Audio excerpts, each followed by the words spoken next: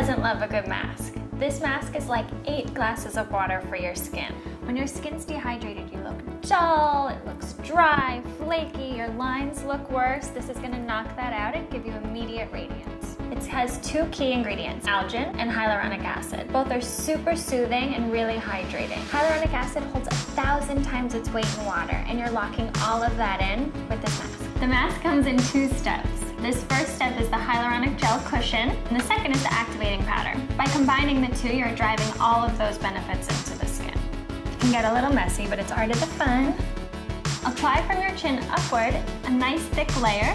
The thicker it is, the easier it'll be to lift off once it sets. Once you apply the mask, it takes about 5 to 7 minutes for it to totally set.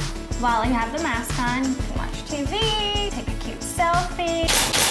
After your hyaluronic blue selfie, it's gonna feel like a gel, cushiony texture, almost rubber-like. It looks wet, but it's not wet. Then it's time for liftoff.